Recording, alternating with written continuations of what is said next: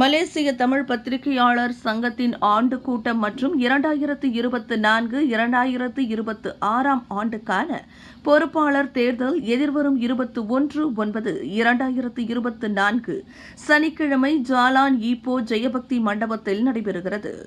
இந்நிலையில் கடந்த செப்டம்பர் 6ஆம் திகதி அதன் வேட்புமனு தாக்கல் நடைபெற்ற வேளையில் தலைவர் பதவிக்கு மும்முனை போட்டி நிலவுகிறது.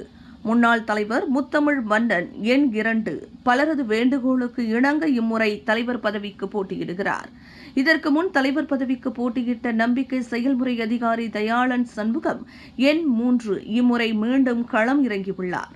இதனிடையே கடந்த முறை துணைத் தலைவர் பதவிக்கு போட்டியிட்ட தமிழ் மலர் நிருபர் இரா கோபி எண் 1 இம்முறை தலைவர் பதவிக்கு போட்டியிடுகிறார்.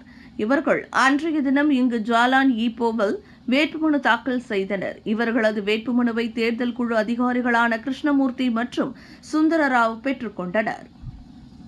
கெடா கோலாமூடா குறுமு இயக்கம் மற்றும் ஸ்டார் கோம்பேட் மூவத்தாய் தற்காப்பு கலைப்பயிற்சி கலைக்குழுவும் இணைந்து 67வது சுதந்திர விழாவை முன்னிட்டு 2024ஆம் ஆண்டு மலேசிய மெர்டேகா கேளிக்கை விளையாட்டுப் போட்டியை எதிர்வரும் செப்டம்பர் 14ஆம் திகதி காலை 7:30 மணிக்கு தொடங்கி நண்பகல் 12 மணி வரை Kedah Sungai Lalang Taman Desa Permai 1 Gopi clinic அருகாமையில் உள்ள திடலில் நடைபெறவுள்ளது.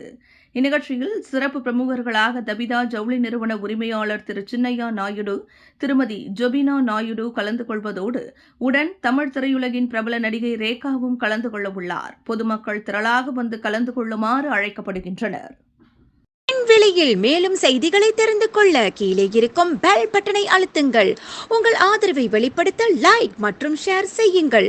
தொடர்ந்து விண்வெளியுடன் உங்கள் பயணத்தை தொடர்ந்திருக்க சப்ஸ்கிரைப் செய்யுங்கள்.